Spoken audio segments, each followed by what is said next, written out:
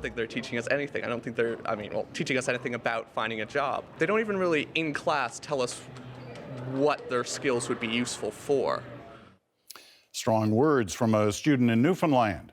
2 months ago, The Bottom Line began a discussion on those caught in the grip of youth unemployment, a segment of the population now often referred to as Generation Screwed. Tonight, a follow-up in the search for a way out. At the table, economist and former senior bank executive Patty Croft. Trish Hennessy, Ontario Director for the Canadian Centre for Policy Alternatives. Preet Banerjee, freelance financial affairs journalist. And our own senior business correspondent, Amanda Lang. Their thoughts in a minute, but first, some basics. Nobody likes big jobless numbers, especially governments. The overall national average right now is 7%. It had been in the 6s, but the last 2 months pushed it back up into the 7s. But here's the really worrying number. Youth unemployment is stalled in the mid-teens, just under 14% at last count. So what message did Jim Flaherty have for the kids in that stat on budget night last week? If you were one of those 14% tonight, why would you feel better after hearing that budget? I'd feel better if I was interested in the skills trades, because I know that I can borrow the money without paying any interest to join one of the and be trained in one of those trades, and there's lots of work. So in the short term and the immediate term, what's best is for people to move into the skills trades area? Is that what you're suggesting? I think that's the most immediate need. Yes, that is the most immediate need. It doesn't suit everybody, of course, but for those who it does suit, it's a tremendous opportunity. So here's some context on that. The latest available numbers on those at universities versus those at colleges or trade schools. Just over 1.25 million young Canadians in university, just under 750,000 at trade schools or colleges. All this leaves some fundamental questions, and kids are asking them. How can I gain enough experience to land a job in the future? Do I have any real-world skills? How will my education here guarantee me a job? Well, what are the sort of things that employers are looking at? Am I on the right path by taking a 2-year program with a placement, or should I be enrolling in university? What is a PhD going to be worth in the future? Have we reached a major shift moment in the advice those youngsters should get about how to plan their lives? What is the right advice? What's the wrong advice? Let's look for some answers. And let's start with the whole issue of the so-called skills gap, the difference between what students or those looking for their first job have in terms of skills versus what employers want them to have. Is there a real skills gap right now, Patty? I don't think there is, Peter, and I think that there's a lot of hype around this right now. Everyone from the Prime Minister to the Conference Board is telling us this is critical for Canada, this so-called skills trade gap. But I think that if that were the case, you would see it in soaring wages and rising vacancy rates, and that's not what's happening broadly across Canada. Some sectors, like energy, some provinces, like Alberta and Saskatchewan, yes, that is the case, but nationally for Canada, no. I think the facts are to the other side of the case. Trish? I look at it this way. I see that we are delivering to the labor market the most educated cohort of young workers in our history. And you still have some employers sitting back and saying, well, you know, they're not prepackaged G.I. Joe action ready. I think that young people are actually delivering their side of the bargain here. They're getting educated. What's missing is something that corporations used to do, but they don't do anymore, training. All right, so you're placing the problem at the feet of the employer. Indeed, I am. Okay, we'll get to that in a minute. Preet, on the overall question, skills gap? Well, I guess we don't have the data to conclusively say one way or the other. We've got reports from Stats Canada, we've got reports from Ministry of Finance, and they basically say two different things. There's a bit of a skills gap that's barely registering, according to one report, and then to another, it's identifiable. Another report says that Ontario's skills gap is costing $24 billion a year. So we don't know. We've got a lot of conflicting reports. Yeah, one of the problems with the conversation about the skills gap, on top of the fact that the stats can be manipulated different ways, is it's not just a youth story. There are businesses, as Patty references in the West, that need employees they can't find, but there's lots of able-bodied adults in this country who are also out of work. So if you were looking to fill the skills gap, you might start there. You'd start with the mother or father of a family rather than the kid who's graduating from university. So if there is one, I don't know why it would focus in this particular cohort. I want you to watch a couple of clips. We talked to a lot of students right across the country as we got ready for this. getting their thinking behind what's going on, whether they're ready, where they're not ready. First clip is from a university student. The second is from a college student. Watch what they say. I know I'll be really proud of myself if I get through this. And that's kind of just been my goal, is to just do it because I want to do it. It's because I love doing it. And my professors have been good about that. They keep on saying, don't do it because you're going to get a job out of it. Do it because you love it. I liked the fact that the program had two sides to it. We're learning business and about fashion. So there's kind of a backup plan if all else fails. All right, well, this is kind of the clash in this issue. And it brings the question to the forefront about whether or not we've been kind of sold a bill of goods. You know, you got to go to university versus, you know, you should really be thinking trade school or college, as the government seems to be suggesting right now. So do we need a rethink of the overall issue on this, university versus trade school? Preet? Yeah, I think so. There was a Conference Board of Canada study that looked at 16 economies around the world, and what they found was in high schools in Canada, there's a 94% of programs were academic focused and 6% towards vocational trades.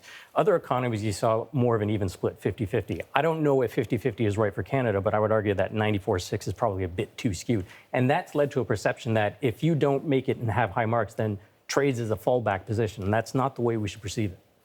Although I think we need to rethink how we think about this question, right? We all like to say 60 is the new 70, whatever. But you know what? It is. 30 is, yes, I hear you. 30 is the new 20, though, right? We tend to think kids should be heading off into career land at the age of 22. It's not true anymore. They're going to be working 10 or 15 years longer. Delaying the start is not a bad thing. What I would say is this rush away from post-secondary education and saying everybody needs a trade is a dangerous thing, because the stats do bear out the income benefit long-term of having a degree for whatever reason, and there's some soft variables there, is still real. It's real everywhere in the Western world. So telling your kids not to get a degree if they can afford it and have the time seems to me to be a little bit of a mistake. I think we need, I need to do a better job of integrating them, though, because I think right now I know so many kids who go to university for 3 or 4 years, and then they go to community college for 2 or 3 years. So that's 6 or 7 years that's delaying them getting into the labor force. So there are some programs now that are underway to kind of coordinate those two efforts, because I think university teaches you to think and college and trades teach you to do, but there's got to be a way to meld the two. And in terms of the trades, my stepson is a welder.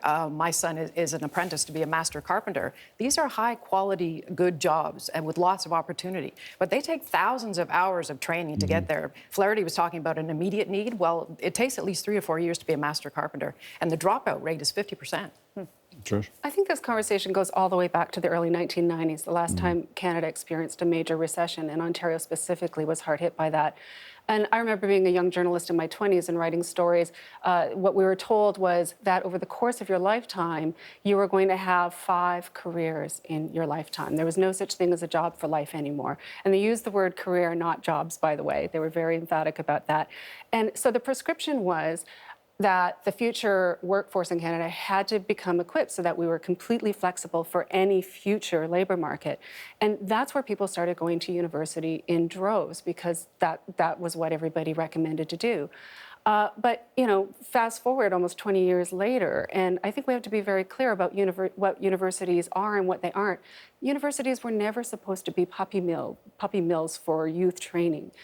They have a certain role. I think they give young people a lot of useful skills. I think they are the secret to a future creative and innovative workforce. Does it come down to what Patty was saying, though? They're there to help you think versus helping you do. Critical thinking is a very important skill, and university is a place that you get it. Well, one piece of this that I think gets a little bit lost is you could update what a university does. We don't have to just let it stand as this kind of immovable thing that's been the same way for 80 years or 1,000 years. We could actually say, what are we doing? What's the curricula? How can we improve that? If there is a problem, let's take a closer look at that. And I think, you know, some universities will argue they're doing exactly that right now. One would hope. Closing thought on that point?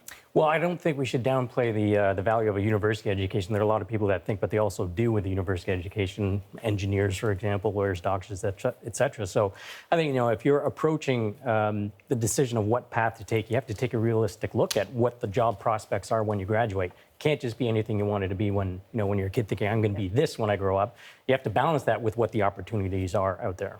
I want to get to the point, Trish, that you raised earlier, and it's this whole issue of the responsibility, if there is one, of the employer in all this. You know, quite often we will hear the employer saying, listen, I hear it in this place. new people come into work, and you know, some of the senior people around will say, you know, I don't know what they're doing in journalism school. You know, they're not ready here.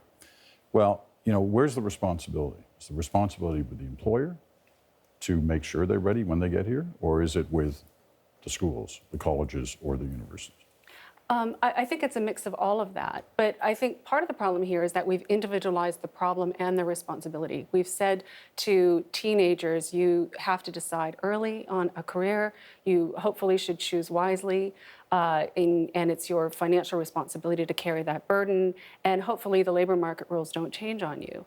And so that's exactly what we have. We have an entire cohort of young people who are playing by all the rules. They get into the labor market, and now the rules are changing on them. So I think it's an important discussion to ask what's different in this equation. And that's why I keep going back to the role of businesses to train. Most of us who who are halfway decent at any job that we do, we learned through training on the job. So to expect that you come factory ready from a university, I think is unrealistic.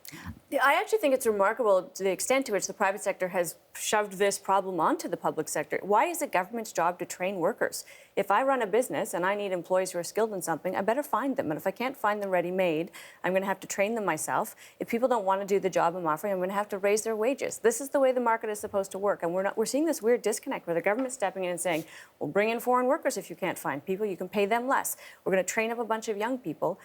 There is a responsibility of private business to say, train your people. It makes them loyal. It makes you loyal to them. There's a wonderful kind of long-term benefit. And we can't actually afford in Canada to race to the bottom on all this stuff. You know, it's a temporary foreign workers issue. It plays right into this. You know, you bring it up and you're right. I mean, it plays it right into this, doesn't it? It certainly does.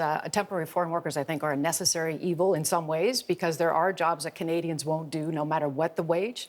But I think, for example, in the energy sector, again, I'm a trustee on the Boilermakers Pension Plan. Those are welders.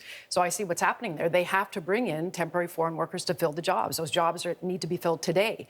But what's happening on the flip side for the young people that are apprentices, there's a waiting list to get into the schools to be trained. There's not enough spots for them to be trained. So we have to use the temporary foreign workers. So again, there's talk about disconnects. That's a huge one. Right. I don't know. I think that if there is a gap there and you can't find people, then you would think that wages would rise to attract people. But you stifle that mechanism if you just bring people, the cheap labor from overseas to fill in that gap. And that's not fair. Cheap labor. Well, it's cheaper. That's why they do it, right? You can pay under market with a temporary foreign worker. Some jobs, I mean, this is the question: is there a price at which somebody won't do a job in Canada? And we can't test it because we can't say nobody will work at a Tim Hortons in Newfoundland. That's a true story. They have to bring in temporary foreign workers to work at. Well, they're obviously not offering enough money. Because they're all in Fort McMurray. Well, right. But I would move to Newfoundland and work at a Tim Hortons for the right salary, right? Well, you know, there are even tradespeople in Fort McMurray who were laid off, 300 of them recently, and replaced with temporary foreign workers. So, you know, what is the program is clearly not doing what it's intended to do. There's been some optical problems. For example, a big bank having employees train their replacements. As the government knows. Yeah, I think that's been taken care of. Yeah. We got to take a break, but before we get there, you know, you mentioned a good thing. You talk about career, and it's really career versus job, right? Like, what is the right terminology? What's the terminology that kids should be thinking? Should they be thinking career, or should they be thinking, I got to get a job, I got to get out of here and get a job? I think it's both. Yeah, I mean, I think actually, you know, for kids. You guys with the it's a I little hate of to be this, a little of wishy-washy, that. but on the one hand, you want people to have dreams and ambitions and goals, and if they want to be a lawyer, for goodness sake, go train as a lawyer. But you better know that nobody's getting jobs in law firms right now. There's too many people drinking from that well. In the meantime, you're going to have to get a job. So I would think of it in two ways. Don't give up on your dreams, but don't be so high-minded that you're going to live in your parents' basement till you're 30. Go get work, because that's what your grandparents did. Well, I think it's okay to have a job while you're just graduated until you can figure out what you want your career to be, because you can't expect people who are 22 to figure out what they're going to be for the rest of their life. Right. Everything's being pushed forward. Marriage, children, kids, you name it. Trish, you get the last word on that point. This is where I think we're individualizing the problem over and over again. It's what are you deciding to do, have a job or have a career? The reality of the labor market right now is you can be armed with a master's degree and you end up right back on a retail floor selling TVs to us. That's a job, not a career. We got to take that short break I mentioned, but when we come back, can you teach how to find a job? You can't teach initiative. You can't teach, you know, find a great opportunity. You kind of got to make your own.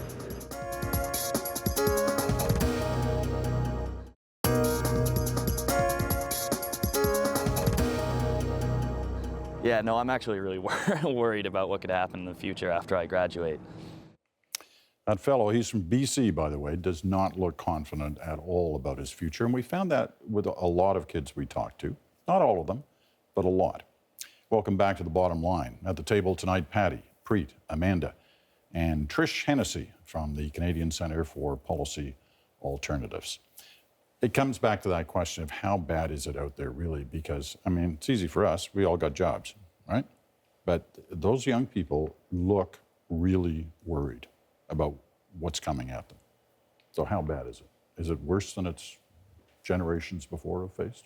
Trish? I definitely think the boomers had it much easier. The boomers, you could come out of grade 12, you could mail out 5 resumes and get 3 job offers in the mail. Now the BA is the new grade 12. It's the entry minimum requirement for young people. So they had to put a lot more skin in the game, and they get fewer guarantees coming out. Penny. I think it is worse, Peter. You mentioned the youth unemployment rate is 14%, so it's not 50% or 60% as it is in Greece, but it is 14%. And there's a lot of discouraged young people, and this whole issue of unpaid internships, that wasn't around when I started out in the labor force. That was unheard of. So I think we need to have more co-op programs. That's where they can get that opportunity to work and ultimately, hopefully, lead to a job. There's things that we need to do. We need tax incentives for training, I think, in corporations. So there's a lot of work to be done, but I think it's very challenging for young people today. Challenging, but this is one subject that you could go overboard on the gloom and doom for young people. You know, I graduated in '91 in the heart of a recession. It felt terrible. I was told that my lifetime earnings were materially set back forever. In the end, things have a way of working out. There's one glimmer of hope for this cohort, and that is that those boomers who had it so easy will retire. So it's not tomorrow. But they're retiring later. But they're retiring later, but in the next 10 to 15 years. So there's this window, and in 10 or 15 years, there's a huge chunk of jobs, soft knowledge, high-paying jobs that will be available. So what I would say to kids is keep your eye on that game. It's a long time, but you can keep your eye on that game. And you got to figure out what goes between now and then, of course. But if you wind up a plumber when you could have been a middle manager and that's what you would have loved doing, that job will be available one day. Great. Well, one of the regrets I have when I was in the school system was I never engaged with the guidance counselors, with the co-op offices. I never involved myself in extracurricular activities as much as I should have.